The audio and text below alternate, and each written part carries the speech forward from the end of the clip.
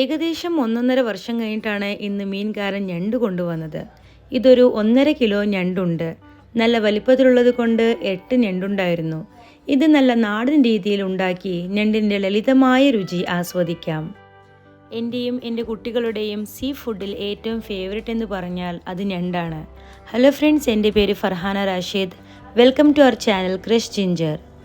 ഞണ്ട് ക്ലീൻ ചെയ്യുന്നത് എങ്ങനെയെന്ന് നോക്കാം. ഇതുപോലെ ഞണ്ടിൻ്റെ പുറന്തോട് എടുത്തു മാറ്റാം.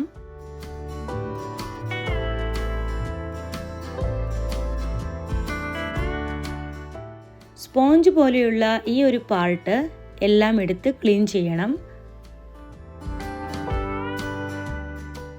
ഇനി ഞണ്ടിനെ റണ്ണിംഗ് വാട്ടറിൽ നന്നായി കഴുകിയെടുക്കാം. ഇനി ഞണ്ടിൻ്റെ മെലിഞ്ഞ കാലുകളുടെ എഡ്ജ് മാത്രം വേർപെടുത്താം.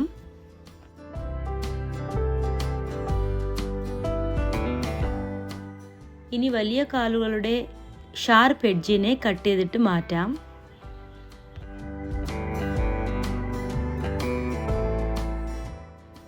ഇനി വലിയ കാലുകളുടെ മുകളിൽ 2 പ്രാവശ്യം അടിച്ച് അതിനെ ക്രാക്ക് ചെയ്യാം. എന്നാൽ മസാല അതിനുള്ളിൽ നന്നായി പിടിക്കും. ഇനി ഇതിനെ 2ആയി കട്ട് ചെയ്തെടുക്കാം.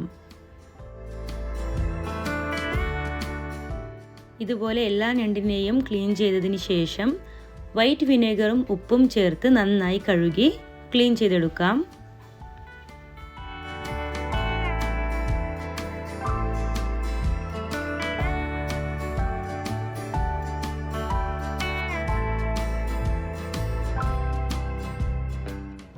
ഞണ്ട് നല്ലതുപോലെ ക്ലീൻ ചെയ്തെടുത്തിട്ടുണ്ട്.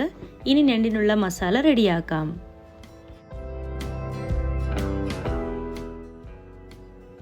ഞണ്ടിന് വേണ്ട മസാല റെഡിയാക്കാനായി നമുക്ക് വേണ്ടത് 1/2 ടീസ്പൂൺ മഞ്ഞൾപ്പൊടി, 1.5 ടീസ്പൂൺ കുരുമുളക് പൊടി, 5-6 പച്ചമുളക്, 3 ഗ്രാമ്പൂ, രുചിക്ക് ആവശ്യത്തിന് ഉപ്പ്, 1 പിടി വെളുത്തുള്ളിയുടെ അല്ലി, 2 സവാള റഫ്ലി ചോപ്പ് ചെയ്തത്, 1 തക്കാളി, 1 പിടി കൊത്തമല്ലി. ഇതെല്ലാം ഒരു മിക്സർ ജാറിലിട്ട് വെള്ളം ഒഴിക്കാതെ ഫൈൻ പേസ്റ്റായി അരച്ചെടുക്കാം. നല്ല അടിപൊളി മസാല റെഡിയായിട്ടുണ്ട്. ഇനി നമുക്ക് ഞണ്ടിനെ പാചകം ചെയ്യാം. ഒരു പാൻ ചൂടാക്കി ഇതിലേക്ക് 4 ടേബിൾ സ്പൂൺ കുക്കിംഗ് ഓയിൽ ഒഴിച്ചിട്ടുണ്ട്. ഇനി പകുതി സവാള വളരെ ചെറുതായി സ്ലൈസ് ചെയ്തത് ഇതിലേക്ക് ചേർക്കുകയാണ്. ഉള്ളി ഗോൾഡൻ ബ്രൗൺ ആയിട്ടുണ്ട്. ഇനി ഇതിലേക്ക് നമുക്ക് അരച്ചു വെച്ച മസാല ചേർക്കാം. ഇനി മസാല നന്നായി ഫ്രൈ ചെയ്യണം. മസാല നന്നായി ഫ്രൈ ആയതിനു ശേഷം ഇതിലേക്ക് കഴുകി വാർത്ത് വെച്ച ഞണ്ടിടാം.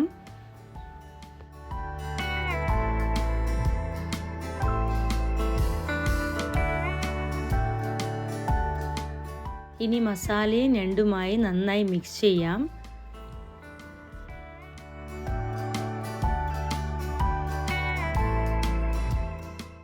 മിക്സിയുടെ ജാറിൽ വെള്ളം ഒഴിച്ച് ബാക്കിയുള്ള മസാലയും കൂടി ഇതിലേക്ക് ഞാൻ ചേർത്തുകയാണ്.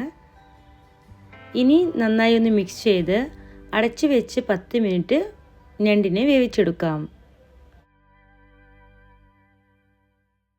മസാലയും ഞണ്ടും നന്നായി ഒന്ന് ഫ്രൈ ആയിട്ടുണ്ട്. ഇനി ഇതിലേക്ക് കുറച്ച് വെള്ളം ചേർത്ത് അടച്ചു വെച്ച് 10 മിനിറ്റ് വേവിച്ചെടുക്കാം.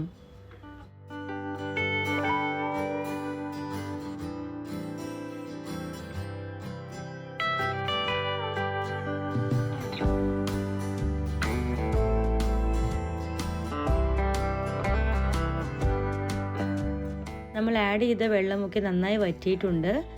ഇതിലെ മസാലയും ഉപ്പും നല്ലതുപോലെ ഈ ഞണ്ടിൽ പിടിച്ചിട്ടുണ്ട്. ഇനി നമുക്കിത് ചൂടോടെ സെർവ് ചെയ്യാം. വളരെ എളുപ്പത്തിൽ ഉണ്ടാക്കാൻ പറ്റിയ ഒരു റെസിപ്പിയാണിത്. എല്ലാവരും ഒന്ന് ട്രൈ ചെയ്ത് നോക്കുക. നല്ല രുചികരമായ നാടൻ ഞണ്ട് റെസിപ്പി റെഡിയായിട്ടുണ്ട്. നമുക്ക് ഞണ്ടൊന്ന് കഴിച്ചു നോക്കാം.